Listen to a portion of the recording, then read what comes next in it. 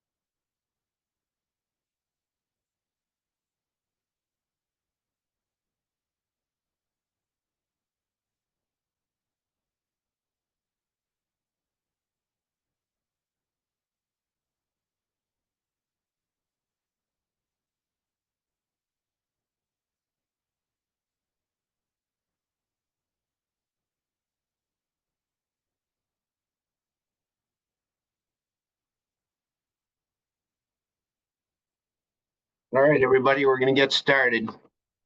My name is Doug Levine. I am the special counsel at the Department of Massachusetts State Police.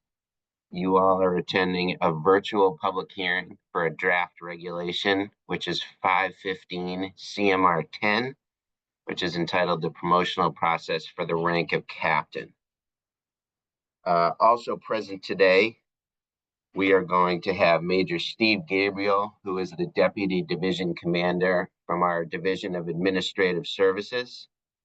And Siobhan Kelly will also be listening in. She is our Deputy Chief Legal Counsel here at the legal section. I'm going to mention this throughout, and it'll be on a slide that I'm sharing with you, but this virtual hearing is being recorded, and that is so we can be sure to capture all of the public comments. There are going to be folks taking notes, but we are going to record it, so we be sure to capture everything. So the purpose of this hearing is pursuant to the Massachusetts Administrative Procedures Act.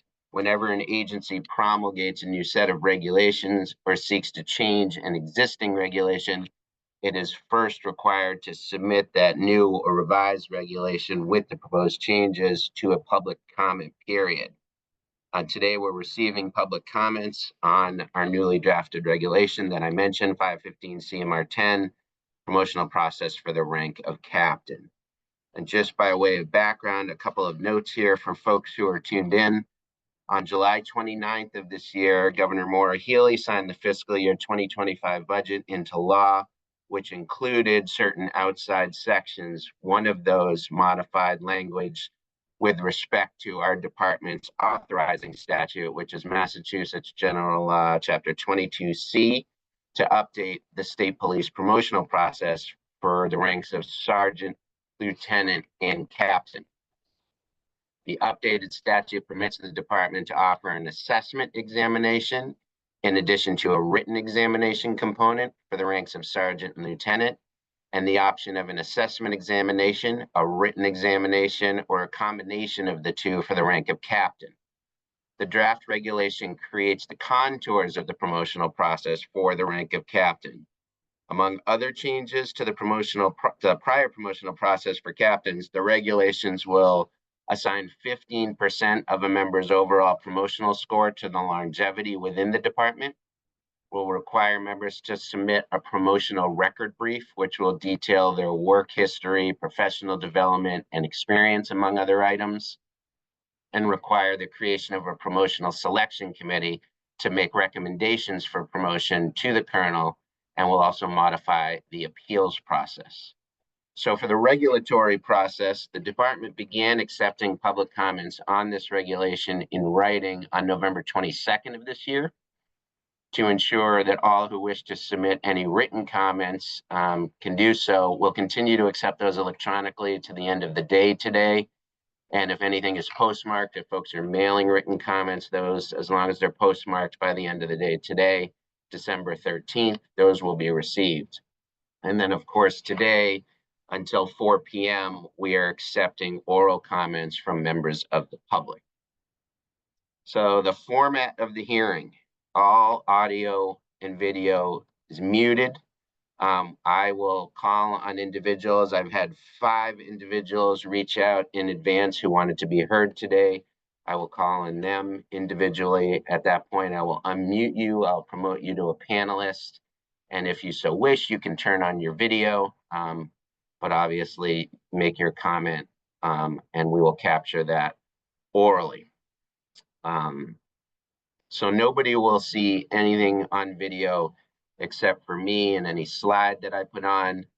And then once you have finished speaking after you have been promoted, you will be bumped back down to attendee so you can continue to watch the remaining Zoom webinar. In order for me to attempt to call on folks in some semblance of an order, at the bottom of your screen, you should see a chat option.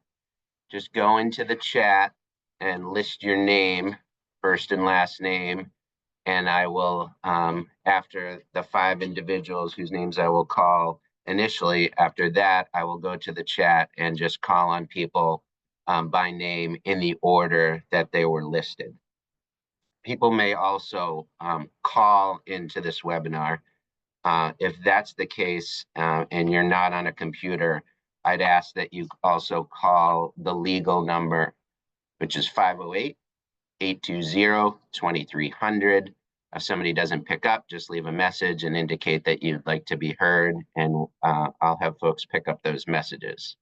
We'd ask that you limit your comments to no more than 5-10 minutes at the absolute most, so that all who wish to be heard can participate today. We want to give everybody an opportunity to speak. And then please be advised, nobody from the department is going to be answering any questions today. There's not going to be a conversation.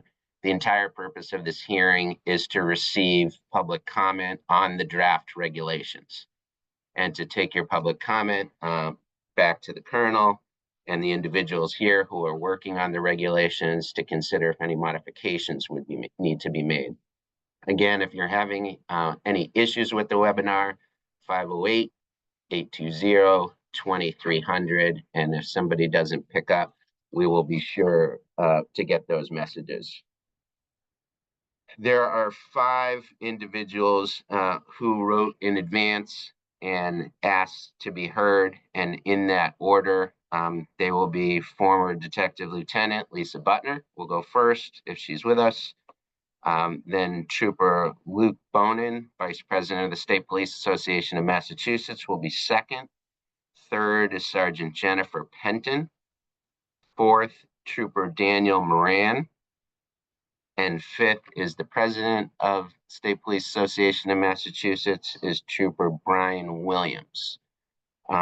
So with that, I'm going to start getting folks as panelists, and we will start receiving public comment. So our first commenter will be former Detective Lieutenant Lisa Butner. And Ms. Butner, I am going to unmute you, and I'm going to move you into the panelist page. And then at this point, you should be able to unmute yourself. And please introduce yourself. And please keep your comments under between 5 and 10 minutes. And feel free to go ahead, Ms. Butner. Good morning. I will do my best to keep it to 10 minutes, but my name is Lisa Butner, In March of 2022, I retired with 35 years of service from the Massachusetts State Police as a detective lieutenant. I currently work at Tufts University Police Department as a detective captain, and I am the Massachusetts chapter president of the National Organization of Black Law Enforcement Executives, also known as NOBLE. I'm here to offer testimony regarding 515 CMR 10, which proposes changes to the Mass State Police promotional process to the rank of captain. In order to eliminate the implicit bias that has existed within the MSP for years, the practice of having internal command staff members be the exclusive evaluators as part of any promotional process within the department must be eliminated. Over the years, the MSP has demonstrated their unwillingness to give up this control because it removes their ability and power to promote classmates, friends, and family. The nepotism must stop and be eliminated. Although some may say this doesn't occur, it has been openly demonstrated in the past, just after consolidation of all state police agencies in 1992, the MSP utilized outside assessors for an oral board portion of their first captain's exam. There was no implicit bias, and the candidates were evaluated fairly by the outside assessors. The candidates' scores reflected their true performance. The problem was the candidates who scored well were not the classmate, friends, and family that the command staff wanted and expected to promote. Thus, the list was thrown out and new oral boards were conducted utilizing internal assessors to just achieve the desired results. The department has never utilized outside assessors again. A promotional process should not ever be manipulated in such a way. Fast forward to this legislation, which appears to have a number of ways to manipulate this promotional process. First, there are still a number of members that joined the department as part of the 1992 consolidation of state agencies. Those members did not go through an MSP academy. Why is the language in this CMR referring to the longevity value that begins date of entry in the Mass State Police Academy and includes one time in the academy? Why is a member defined as someone who has completed the State Police Academy? Why isn't the language tailored to any lieutenant or detective lieutenant of the department, period? If one is wearing a Mass State Police uniform, they should be eligible to participate in any promotional process.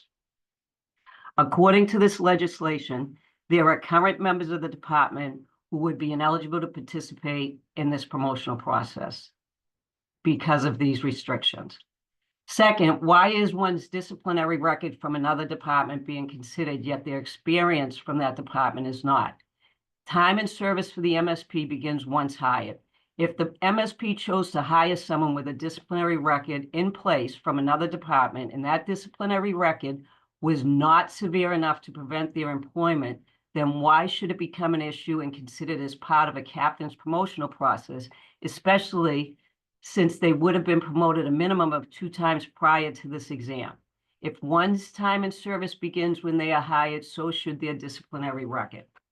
Next, the issue of the veterans points, which has been extremely controversial over the years and has proven to be an impediment with regard to increasing diversity within the ranks. The overall issue is not the issuing of the 2 points for a veteran service. The issue is the awarding of 2 points for each promotional rank. There are only 35 captain's positions within the entire department, with only fractions of a point separating candidates. These 2 points have amounted to an average of 20 or 30 promotional position spots separating candidates, which substantially affects promotional opportunities for those competing for so few positions. This is an opportunity to eliminate this practice by changing the way the captain's promotional processes are scored. Yet the department is again failing to make that change. The issue was brought up in 2020 when legislative changes were made to 22C in an attempt to increase diversity within the department with the cadet program. At the time, there were changes made to the captain and lieutenant's promotional processes. Colonel Christopher Mason was made aware and acknowledged that the majority of veterans on the department were white males. In addition, he was made aware that the only way women or people of color who were non-veterans could make up any portion of those 2 veterans points on an exam was through an oral board on the lieutenants and captains promotional processes. Armed with this information, the MSP supported legislative changes that intentionally eliminated the oral board portion of both of those exams, thus ensuring there was no way for women or people of color who were non-veterans to close the gap in scores with those being awarded through veterans points. Simultaneous to these legislative changes, the new promotional written exams for lieutenants and captains were made more difficult. The first two lieutenants exams and the only captain's exam administered had almost a 60% failure rate. If a teacher was faced with such a rate of failure, who actually failed, the teacher or the student? Despite the obvious issues with these exams, the department continued to administer them. In the end, there were approximately 160 candidates who passed these two lieutenants exams, and all were promoted. The lieutenant's eligibility list that once remained in effect for 2 to 3 years was now being exhausted within a year. The results of these two tests were yet another way for the MSP to solidify what the command staff would look like for years to come, with approximately 150 white males being promoted to lieutenant versus 4 women and 4 people of color. One can't get promoted to captain or above without first being a lieutenant. These tests were given back to back with no substantive changes addressing the high failure rate or changes focused on achieving results that would change the demographic makeup of the department. There has only been one captain's exam in the last 4 years, and promotions off this list have stopped despite several openings within the rank. Why isn't the department filling these positions? Why wasn't another test given after the 2-year period? Why is the department now trying to rush through and implement this new process? Is it because they have now achieved their desired results and promoted those they wanted to reach on this list and now want to pass over those who don't fit into the classmate, friends, or family category? All of a sudden, there's a new proposed process which will substantially change people's opportunity for the promotion to the rank of captain. This is a playbook we've seen before with other captain's exams to manipulate results. One test had an oral board process that was farce and consisted of one giving one's name, while the other had the dates related to the scoring of an appeal process changed last minute over a holiday weekend to hurriedly certify a new list that contained classmates, friends, and family. With a minimal number of women and people of color in rank of lieutenant and detective lieutenant, this legislation for new captain's promotional process now wants to extend the time and grade for lieutenant, detective lieutenant to take a captain's exam from 12 years as dictated by Section 28 of Chapter 22C to 15 years. Why? Again, I must ask, coincidence or intentional? How many diverse candidates will be able to participate in the process and compete for these positions? Many will be unable to meet the required time and grade or years of service. Also written into this legislation is the utilization of professional development training and experience along with language about specialized positions. This is again an unfair advantage to those officers in the Division of Field Service, the uniform branch, versus officers in the other 4 divisions and specialty positions, as training opportunities are not distributed fairly. Those officers in the Division of Field Service are constantly prevented from taking professional development courses because of staffing issues related to mandatory minimum staffing. They also do not have the same opportunity to gain the experience that those in specialty units can achieve. If not afforded the opportunity to transfer into these units, how does one gain experience when those in positions of power control one's opportunity, which are normally saved and distributed to, again, classmates, friends, and family? Never before has a promotional process been based on openings in a specialized position. Why now? There is no need to complicate the process. Many state police agencies on the East Coast have processes in place that could be utilized to change the MSP's promotional process. I have participated in many of the assessment centers for these state agencies and have spoken to many members of the command staff about mirroring these processes to eliminate the perceived unfairness and implicit bias that exists within the MSP. The other promotional processes are administered and scored by experienced outside vendors who are paid to defend the validity of the tests in court. This would eliminate any need for any member of the MSP command staff or other personnel from headquarters to see, review, or have access to the promotional tests and answers as they do now prior to the test being administered. By allowing the current practice to continue, it gives a perception of unfairness, especially when people who closely tied to the command staff end up scoring at the top of these promotional exams.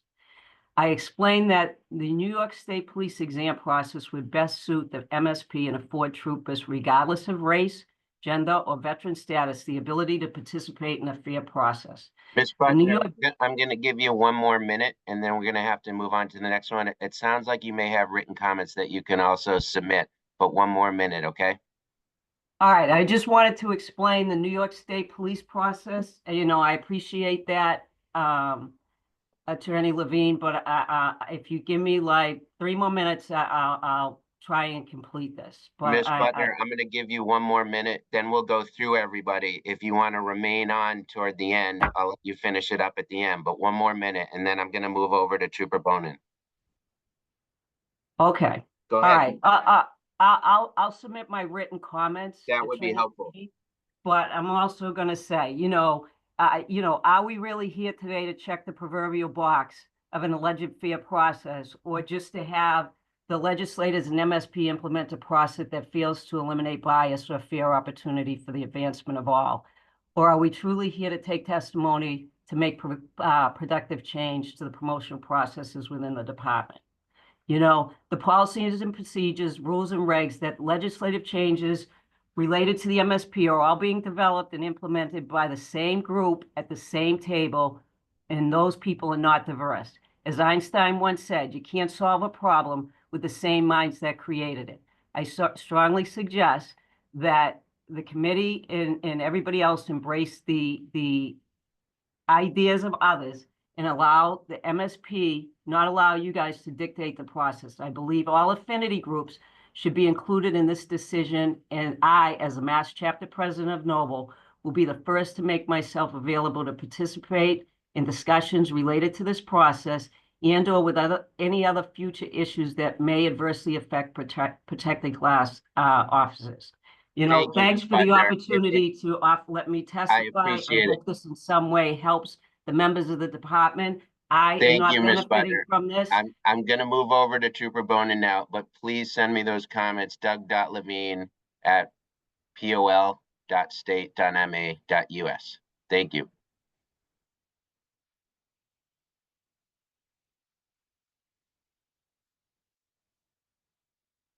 Okay, Trooper Bonin.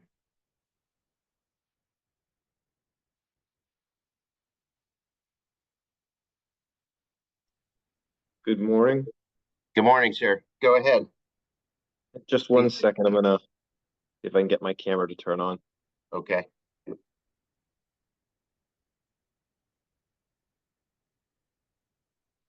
Seems like I don't have the option. I've moved you to panelist, so should be able to video. Hold on 1 sec. Hang on 1 sec. See, did you get an option now Okay. to be promoted?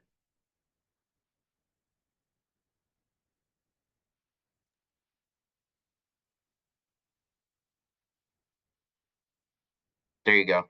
Please introduce yourself and go ahead. Good morning. My name is Luke Bonin, and I'm the Vice President of the State Police Association of Massachusetts. Thank you for the opportunity to address the proposed 515 CMR 10.0 on behalf of the more than 2,300 troopers and sergeants of the association.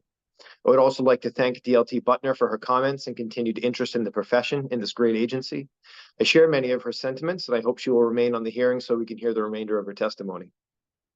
The last captain's exam was administered in 2020. The MSP is long overdue for a new captain's exam, and if it had been administered before the recent changes to 22C, members of the 80th RTT, now holding the rank of lieutenant, would be eligible to test for captain.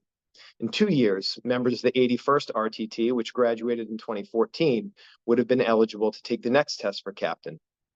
However, since the amendment of 22C, increasing the years in service requirement for captain from 12 to 15 years, The hope of attaining the rank of captain has been blotted out for the entire 80th RTT for at least one, if not two exams, and the 81st RTT from 1 to 2 subsequent exams, and so on, thereby blockading these positions for several more years solely for members hired before 2009. The year 2009 marks a generational divide within the department. It is the midpoint of a 6-year hiring freeze endured by the state police and the line in the sand between members who are eligible for an education incentive and those who are not. This divide has plagued the department in many ways for 14 years. This CMR contains several more provisions that further that divide and hinder the next generation of MSP leadership from climbing the ranks and delivering upon the hoped-for changes of police reform. These changes are being driven by MSP leadership, all of whom enjoyed the lower years of service requirements they seek to change. The result is a promotion system that suppresses all members hired after 2009, where concentrations of women, minorities, and combat veterans are highest within the department. The entire concept is antithetical to the police reform bill, which sought to diversify the leadership of our department. The only way to do that is to keep the door open to the younger classes, which hold a higher concentration of the department's diversity. Traditionally, the captain's promotional process may not be considered an issue to be addressed by the State Police Association. However, the new CMR has several provisions that will adversely impact the future of present SPAM members. Although not all troopers or sergeants will become captains, all captains were once troopers and sergeants of the association. It is therefore necessary for the association and its members to address the impacts of this CMR. Regarding Section 10.02, definition of a uniform member. Until the most recent promotional exams for sergeant and lieutenant, the department has never differentiated between time in service for the purposes of longevity and time in service for the purposes of promotion eligibility. They have always been one and the same, beginning with day one of the State Police Academy. The statutory language in 22C suggests that enlistment as a uniform member of the department begins with appointment to the State Police Academy, consistent with the department's previous practice. The association challenged the department's recent shift in practice regarding time in service for promotion eligibility, and in response, the department shifted exam dates to make the issue temporarily moot. The CMR now seeks to redefine a member of the department as a sworn member with police powers after having completed the State Police Academy. This means that academy time will only count towards longevity points, but not count towards years of service for promotional eligibility. This new change will only impact members hired after the hiring freeze, beginning with the 80th RTT hired in 2011.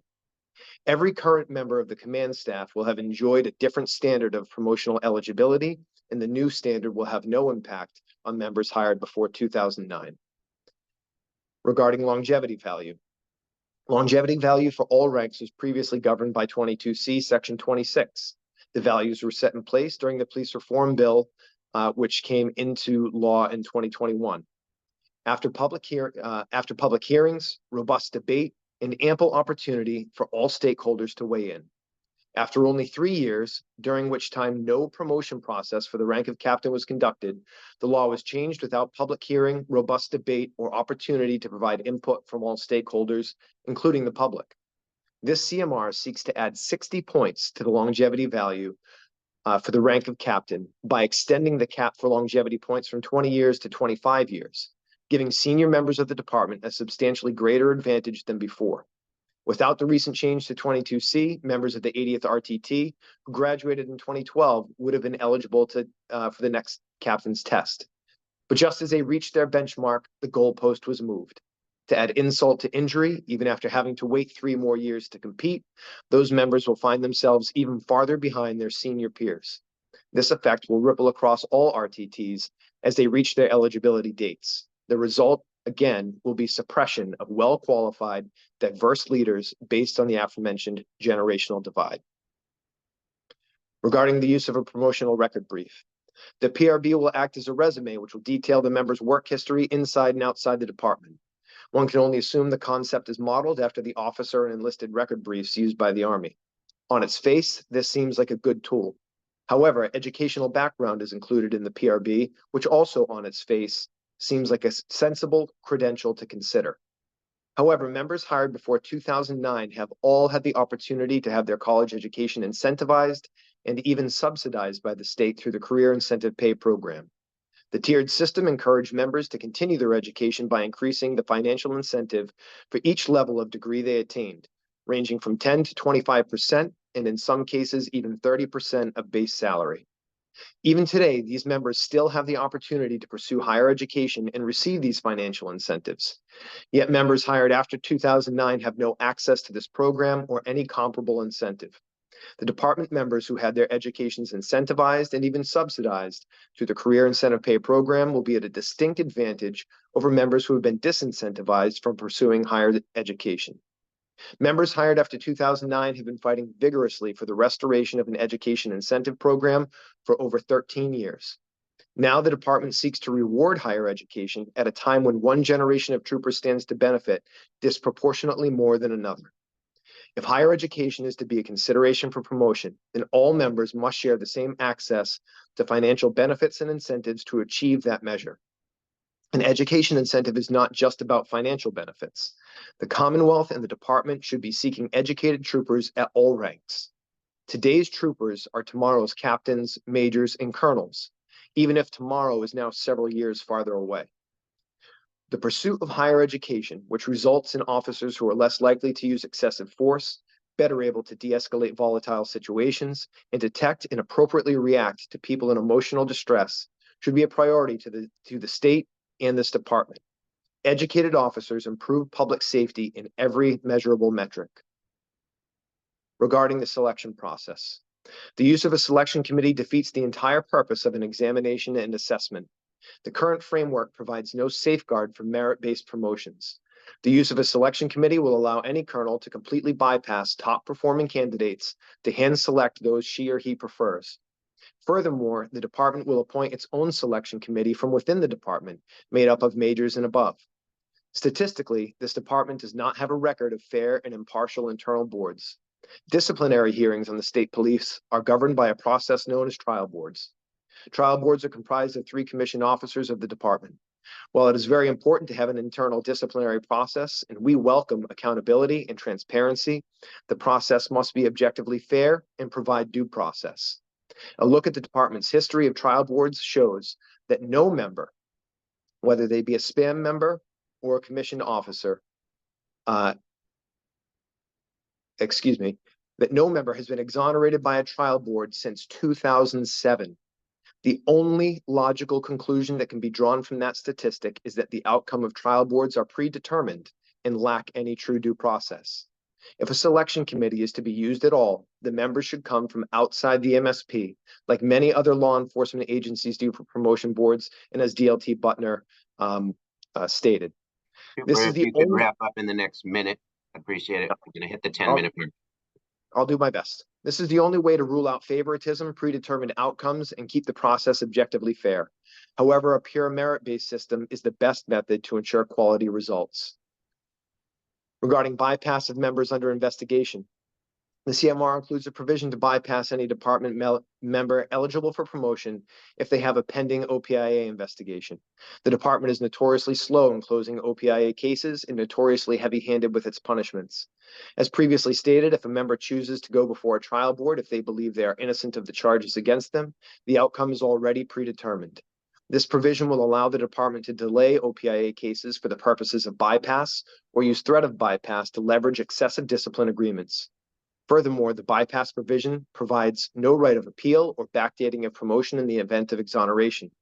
The Civil Service Commission has a bypass appeal process where, if used, department leadership would be required to justify the bypass decision to an objective third party. An external bypass appeal process is a must-have to keep the process objectively fair and reasonable. There must also be and if you want to submit those written comments, please feel free to do so. I'll also make the same offer I did for DLT Butner. If you want to wait till the end when everybody's had a chance to participate, we could hear you again at the end. I'm going to move on to Sergeant Penton now, okay? If you don't mind 10 seconds, I'll read my final line and I will remain on for the remainder. Go ahead, sir. As my final point, it must be noted that in 2026, every last member hired before 2009 will be eligible for retirement for a full year before the first members hired after 2009 will be eligible to test for captain. and that is that the department doesn't wait 4 years again. Lack of foresight may very well mean that we experience a shortfall of eligible lieutenants to fill the rank of captain, despite having no shortage of qualified lieutenants, and will be statutorily barred from fixing the problem. I believe the CMR as written needs a substantial overhaul, and I would invite the department to engage with the association to develop a more fair, objectively reasonable process that provides equal access to promotion for all members. Thank you for your comments.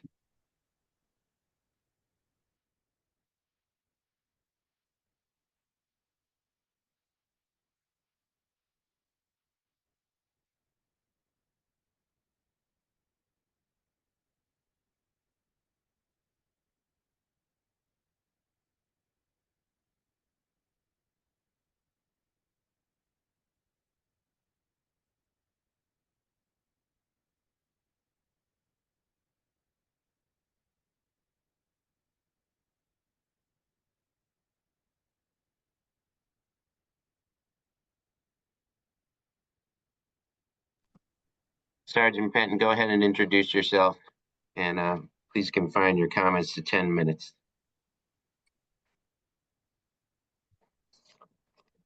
Hi, good morning, sir. Can you see me and hear me?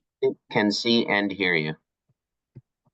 Good morning, and thank you for the opportunity to speak with you today. My name is Jennifer Penton, and I come here as a citizen of the Commonwealth, a United States combat veteran, a member of the State Police Association, and a member of law enforcement in Massachusetts with over 21 years of experience. I am here to discuss the impacts of the proposed 515 CMR 10.0 and how I believe it has and will continue to have negative repercussions on future leadership opportunities for members of the department, specifically females and minorities. In 2021, police reform enacted changes to MGL 22C regarding the state police's promotional process. Of note, the legislature wanted to encourage and make it possible for younger members to engage in the promotional process. One of the primary reasons for this was because the younger classes, specifically those who joined the department after 2009, came from many diverse cultural backgrounds and had a higher number of female members. The CMR proposes to change the definition of a uniform member to one that has graduated from the academy and has police powers. Previously, your years of service for seniority, longevity, and promotional eligibility began the day you entered the academy. This proposed change will subtract 6 months of time from a member's years of service and longevity start date. This impact will hurt the current members who were recently promoted to the rank of lieutenant and members that are currently on the lieutenant's promotional list, which again has a higher number of minority members. Our current leadership has likely benefited from years of service and longevity beginning on the day you entered the academy, which allowed them to take promotional exams earlier in their career, have higher number of longevity points, and the opportunity to retire early. However, these same benefits will not be extended to us. It is also important to note that recent changes to MGL 22C, Section 26, enacted a major modification in the number of years of service required for a member to be eligible to take the captain's exam from 12 years to 15 years. The previous formula for the years of service for all ranks was 5 for sergeant, 8 for lieutenant, and 12 for captain. This reflects how police reform sought to encourage and attract younger, diverse members to engage in the promotional process, but just 4 years later, the CMR does the opposite. I submit to you, the police reform formula was balanced, proportionate, and prevented members from sitting in a rank for long periods of time with no ability to move up. This new change is almost doubling the number of years of service required to go from the lieutenant rank to the captain rank. This is so significant because the department's command staff is selected from the captain rank. For example, at our current staffing levels in the next 6 years, you may have little, more likely no, females in the lieutenant rank eligible to take the captain's exam. And that 6 years could extend even longer depending on how long the captain's list lasts. As it stands now, there are only 2 females on the current lieutenant promotional list. This is largely due to years where we did not graduate any classes, as well as how few females are currently in leadership positions. Of the 2,536 sworn members on this department, we have just 1 female major, 1 female captain, 8 female lieutenants, and 13 female sergeants. that make up leadership positions on this department, which is sadly less than 1% of this large organization. I don't believe this occurred intentionally or maliciously on behalf of the department or the Commonwealth. However, it needs to be taken into account when proposing new regulations that will make it difficult for female members to be eligible for senior leadership roles within the department. For comparison for you, our neighboring department, the Boston Police, has less members than us. They have 2,144 sworn members. Yet females make up 15% of their force, which is almost double of the state police, despite us having about 350 more members. And astoundingly, 54% of their command staff is made up of females. Another proposed change is regarding years of longevity. This CMR proposes increasing maximum longevity years from 20 to 25. Prior to 2021, you were awarded points for how many years you had with the department, in which 20 years gave you the maximum amount of available points for that scoring section. And this was applied for all 3 promotional ranks. This is an important proposed change because it disadvantages the younger members on the department who, as stated, are the most diverse.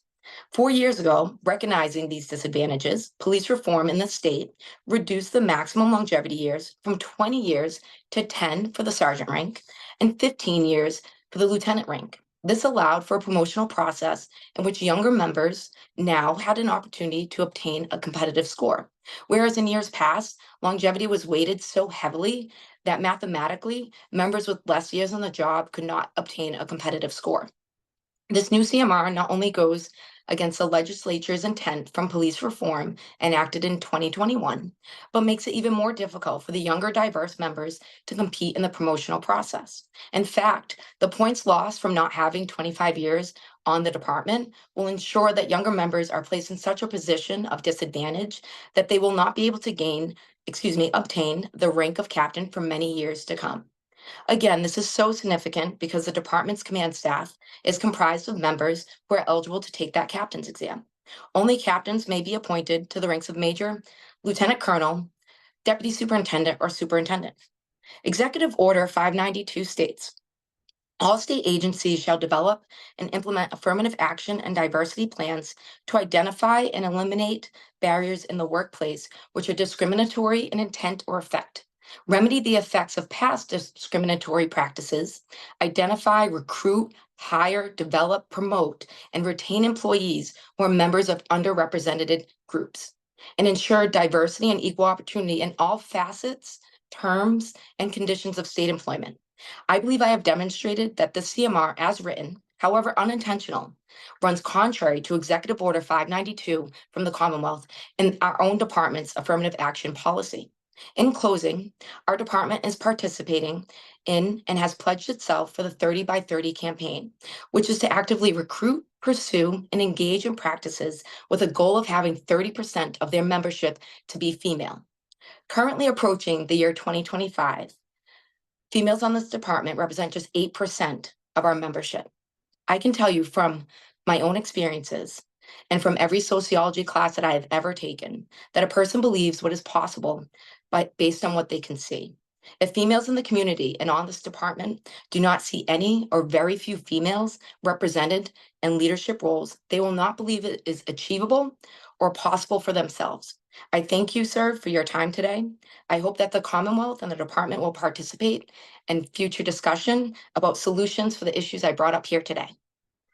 Thank you, Sergeant Benton. And if you wish, please feel free to email me any written comments for the record as well. Yes, sir. Thank you. Thank you.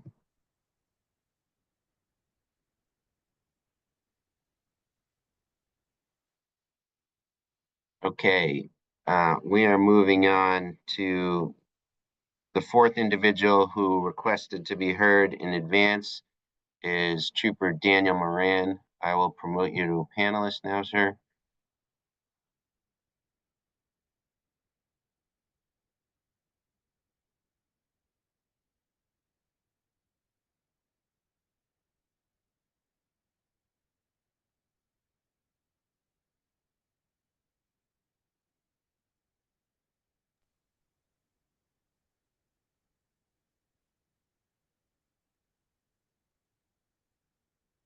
Not sure if my video had come up, sir. Yeah, your video is up, Trooper, and we can hear you. I'm going to reset the clock and go ahead when you're ready. Please introduce yourself.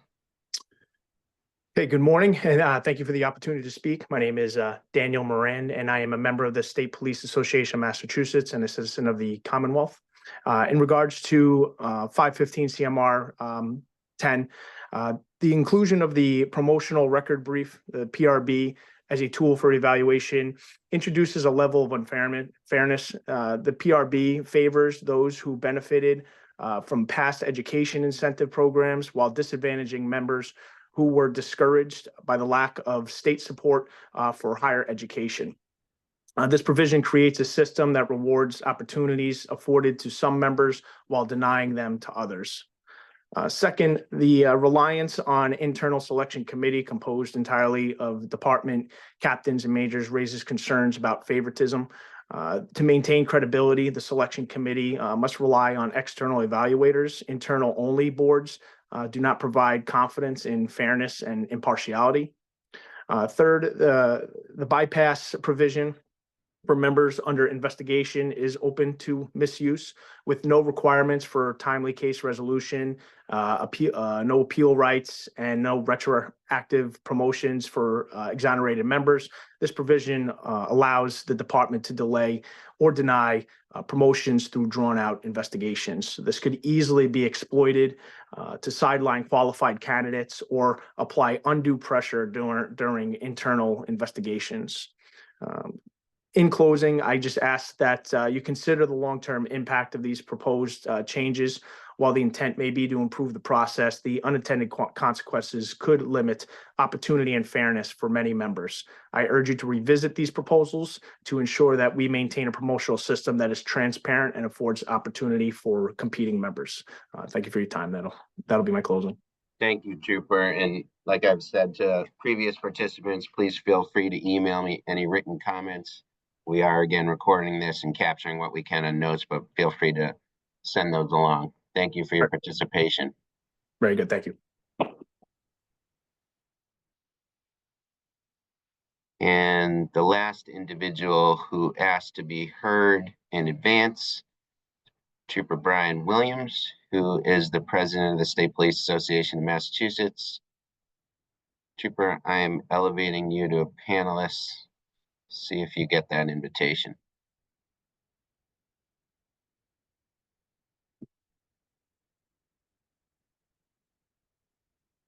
Could you hear me? We've got you on video and we can hear you, and I'm going to reset the clock and feel free to start when you're ready and introduce yourself, please. Very well. Good morning. My name is Brian Williams, and I have the honor of serving as the president of the State Police Association of Massachusetts. I'm here on behalf of the approximately 2,300 troopers and sergeants who comprise our union. And together, we thank you for the opportunity to offer testimony this morning. As you're aware, language contained in sections 39 and 40 of Chapter 140 of the Acts of 2024, also known as the fiscal year 2025 budget, amended the promotional process for the uniformed members of the Department of State Police. While today's hearing is specific to the rank of captain and therefore has no immediate impact on members of our association, our respectful position is that these are solutions in search of problems and are wholly unnecessary. Our collective concern is that these are only the first of what will be a series of changes with unintended consequences and no practical benefit to individual members and to the department as a whole. Today, I'd like to focus on 3 areas of concern. 1, the definition of a uniformed service member. 2, the automatic bypass of members who have an open internal affairs investigation. And 3, the use of an internal selection committee. Uniformed service member. Historically, for promotional exams, a member's time in service and longevity were measured from the member's start date of the State Police Academy. If the proposed changes are adopted, it's very likely that members who may have been previously eligible to sit for a promotional exam will be precluded from future promotional opportunities. This past April, for sergeant lieutenant exams, a similar change to the time in service calculation was attempted. After the issue was brought to the attention of the department, Both exams were pushed back to allow our impacted members to pursue opportunities and to pursue advancement in their careers. To date, the present system that uses the academy start date for both time and service and longevity has been working just fine. This new proposal does nothing more than move the goalpost to preclude our more recent classes from sitting for these exams. Automatic bypass. The automatic bypass of members who are the subject of an open internal affairs investigation can easily be misused and is prone to manipulation. In recent years, our association has seen numerous internal affairs investigations have extended well beyond a year. If history is any indication of the future, the onerous and unnecessary delays in investigations could become a mechanism that is intentionally deployed in order to reach certain people on the promotional list. In criminal proceedings, the defendant is presumed innocent until proven guilty. And while internal investigations are administrative in nature, this proposed process ignores that premise. In effect, our members are guilty until proven innocent. This is flawed, unfair, and must be revised to ensure due process is the prevailing guidepost. Finally, there is nothing in this proposal that addresses what happens if the allegations that prompted the internal investigation are not sustained. Some questions to consider: is the promotion slot for which the member is eligible held until the matter is fully decided? Does the member get promoted immediately? Do they receive back pay and seniority to the date they could have been promoted? A one-size-fits-all approach to matters that should be considered on a case-by-case basis lacks any discernible advantage. Instead, the department should create a deliberative process that carefully reviews the alleged misconduct, flags any aggravating or mitigating circumstances, determines if the allegations are supported by evidence, and decides whether there is any correlation that could impact the promotion which is being considered. The Internal Selection Committee. The use of an internal selection committee lacks objectivity and is prone to favoritism and has inherent conflicts of interest. Mass General Law 22C, Section 26, authorizes the use of a written exam and an assessment exam. To ensure a fair process, assessment exams must be conducted by an outside agency which develops promotional lists based on the combination of the scores of the assessment exam and the written exam. Otherwise, it creates the appearance that the department is inconspicuously seeking the flexibility to bypass those who may have scored well on both exams, but who are not favored by their superiors. This subjective and punitive process is incongruous to the department's very public position, which stresses the importance of transparency and accountability. In closing, the association appreciates the opportunity to be heard today. We believe that leadership should not be measured by time and service and longevity, but rather by the impact an individual has made in the qualities they demonstrate. In our experience, the hallmarks of good leadership are defined by qualities such as vision, the ability to inspire and motivate others towards a shared goal; integrity, acting ethically and building trust; communication, clearly conveying ideas and actively listening to others; emotional intelligence, understanding and responding to the emotions of others; accountability, taking responsibility for actions and decisions; empathy, showing compassion and understanding towards others; decision-making, making informed and timely choices; and delegation, empowering others and fostering collaboration.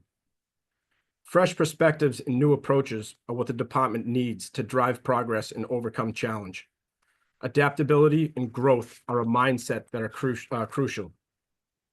These proposed changes have the opposite effect and seem to prioritize maintaining power and control over serving the needs of the organization and its people. In closing, the association appreciates the opportunity to be heard today. We will be submitting our comments in writing and respectfully ask that in the event the department initiates a process to amend the promotional procedures for the titles of sergeant or lieutenant, that the association be invited to participate in the early phases of the development of the regulations. Thank you for your time and consideration. Thank you for your comments, Trooper. And again, you can send those to doug.levine@pol.state.ma.us. And obviously, I'm in the global. Will do. Thank you, sir. Appreciate it.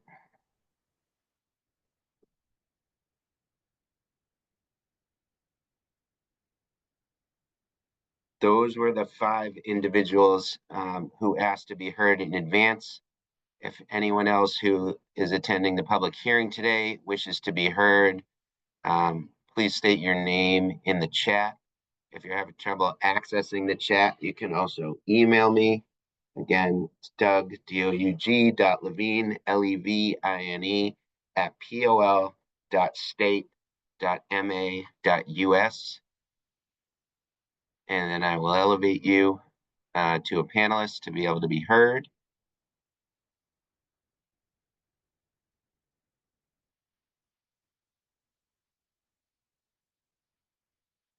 Ms. Butner, I did receive your chat. I'm just going to give it a couple of minutes. If I don't hear from anybody, I'll bring you back as a panelist.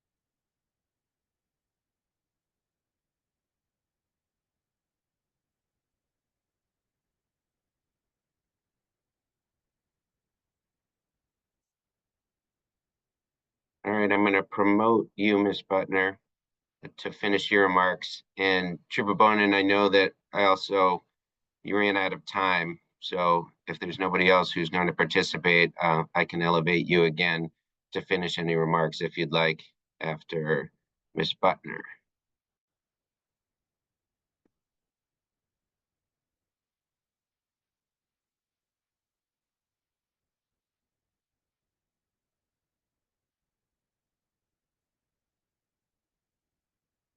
Ms. Butner, I sent along the invitation, so you'd have to accept that to be promoted to panelist and then unmute. Am I unmuted now? Yep, I can hear you. Okay. Okay, now I have the option for the video. So I just want to finish off. I think I was speaking about the New York State Police process, and I think I was just reiterating what some of the other panelists talk about with regard to the Promotional Selection Committee that's, comprised solely of the MSP command staff and how unfair that is. So I want to go over the process because I was speaking about veterans points, and I know it's a sensitive topic to all. So I just want to explain, New York State Police allows troopers to utilize their veterans points one time in one promotional process over the course of their career. Not each test, not for each test at each rank. So they get to utilize them one time. They also give 0.1% for each year of service with no cap on the points awarded. Thus, 10 years would amount to 1 point, 25 years, 2.5 points, 30 years, 3 points. This type of scoring would give non-veteran members credit for all the years of service and experience, along with a pathway to make up some ground in scoring. For example, an officer who is a non-veteran with 30 years of service would get 3.0 points in service. A veteran with 20 years of service would get 2 points for their service plus their 2 veterans points, which would amount to 4 total points. Thus a 1-point differential versus the current 2-point differential. Because the MSP right now maxes everybody out at 20 years. The new CMR would max everyone's years of service credit at 25, but again, I would ask the question, why cap one service and experience? I think it does make a difference in a promotional process. And instead of trying to adopt a well-established process like New York State Police, which would prevent and eliminate the bias, the implicit bias embedded within the MSP, you're again trying to tailor a process focused on achieving desired results. This is no more evident when reading this CMR, which fails to talk about specific testing procedures, but instead lays out 3 different types of tests which can be selected and administered based on decisions made by the colonel or the command staff. This again gives the MSP discretion and the ability to manipulate results by administering a test favorable to the candidate or candidates of their choice in order to achieve the desired results. I know that experts have weighed in on ideas for fair and valid promotional tests, and none of those ideas appears to be referenced or included in this proposed legislation. Let me first say that the legislation in no way benefits me, nor will it have any adverse effect on me if passed. I don't profess to know all, however, I do have institutional knowledge and almost 40 years of law enforcement experience. I have over the years tried to offer diverse ideas and solutions of problems within the MSP, which has struggled in their attempts to diversify the department. In 2000, while assigned to the Recruitment and Diversity Unit, I was asked how to get more women of color on the MSP. The solution was simple: stop cutting their hair, which takes years to grow back. The suggestion was brushed off and ignored. The numbers never increased, and it was not until 2019 when Colonel Kerry Gilpin indicated that she was going to stop the practice of cutting women's hair into boys regular, in conjunction with the passing of the Crown Act in 2022, that the number of women in color has more than quadrupled from 7 in 2019 to more than 30 in 2024 out of 2,326 troopers on the department. I was also asked how to increase diversity as a whole within the department when I began advocating for the cadet program. I tried with each colonel over the years, wrote an idea, only to have the idea shot down.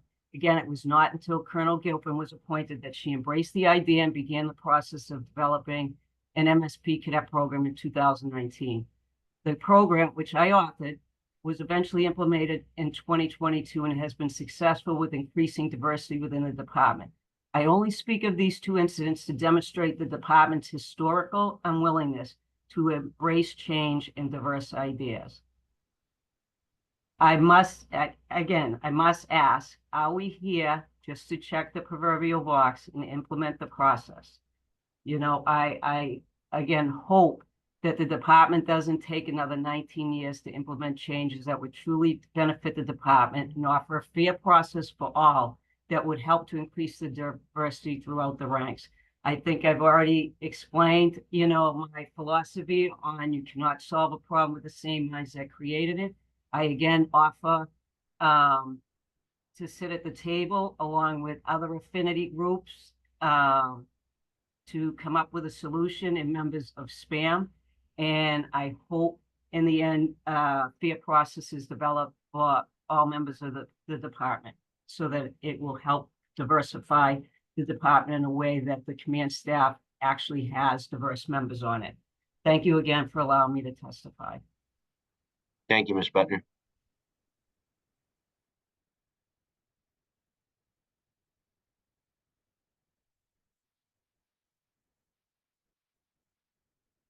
Trooper Bonin, and I elevate you to panelist, give you an opportunity to finish your remarks.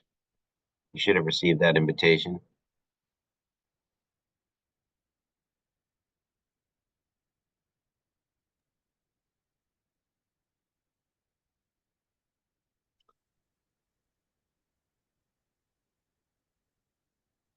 Okay, my mic is on, but it says that I'm still restricted from video. Oh, there we go. We've got you both. All right, excellent. Thank you very much. Just for the purposes of context, I'm just going to restart that last paragraph where I left off, Sure. so it doesn't seem disjointed. But this was my final, the final point that I wanted to address, and this is regards to the bypass of members. Excuse me, the bypass of members under investigation. The CMR includes a provision to bypass any department member eligible for promotion if they have a pending OPIA investigation.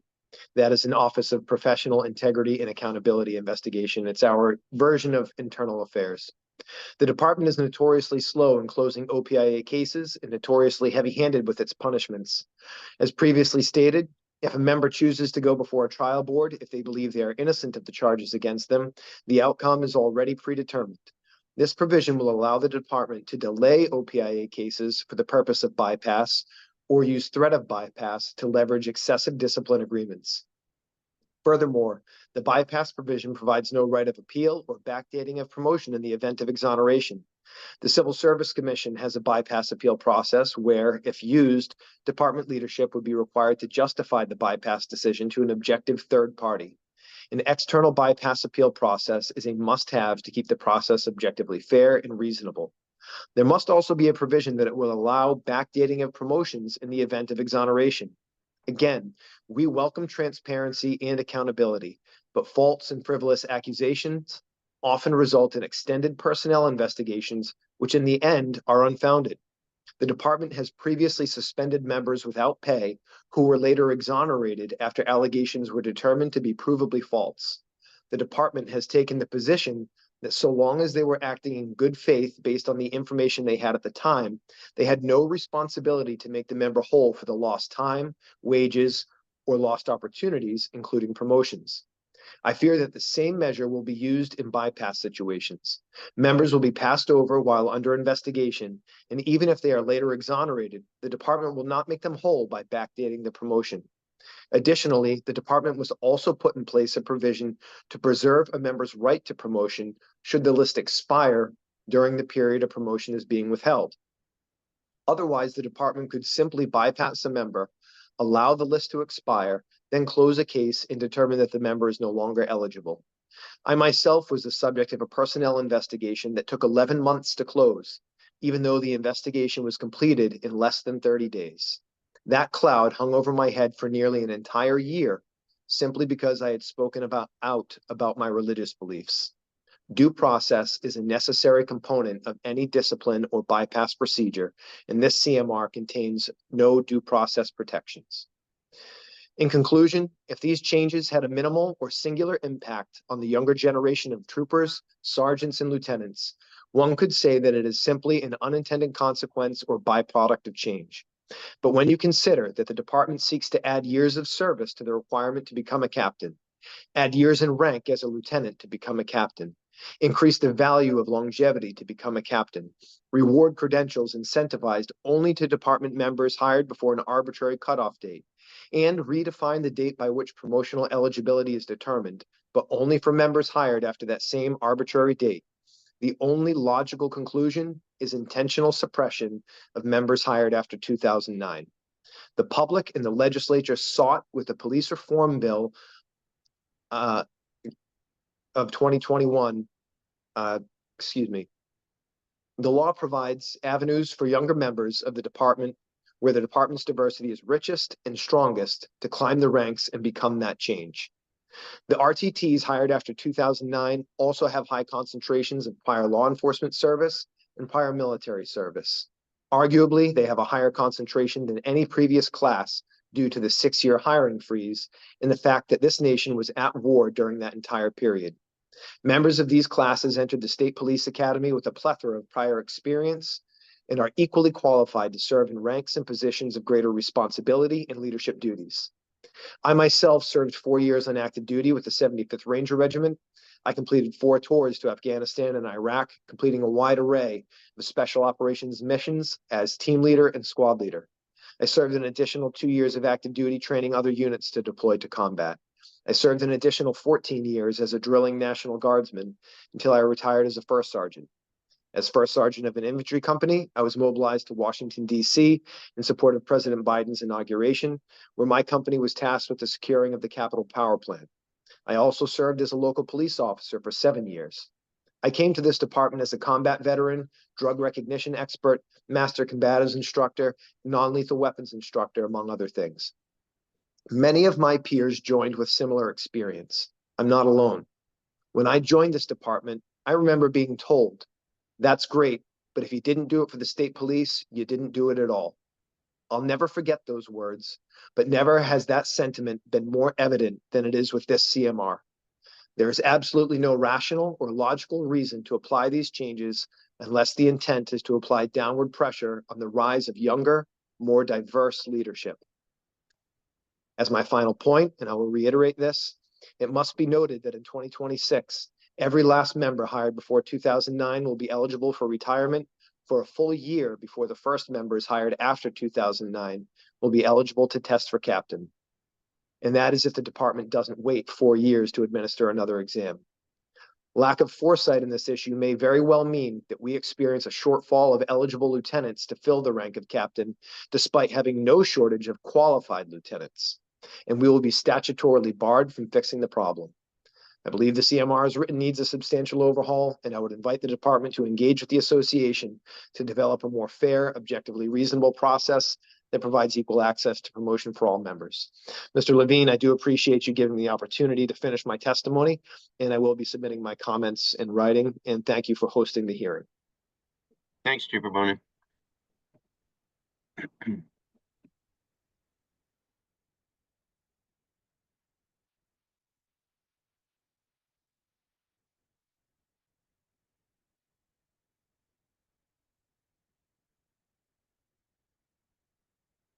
Okay, I don't see anybody further in the chat requesting to be heard. I haven't received any emails. So at this point, we're just going to keep the hearing open until 4 o'clock today. And please enter your name in the chat.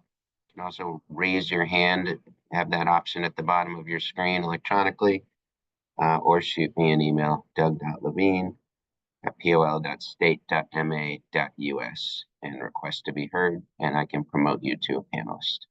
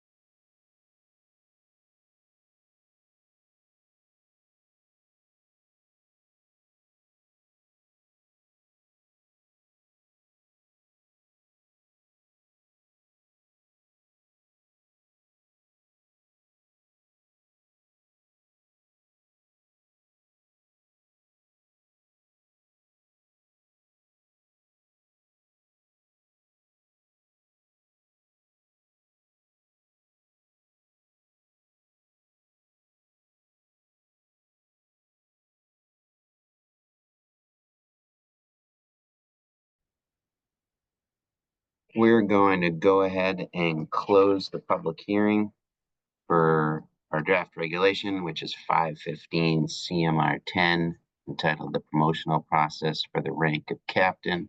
Again, this is Doug Levine. I'm Special Counsel for the Massachusetts State Police, and on behalf of the department, we want to thank folks for sharing their comments and participating in this regulation process.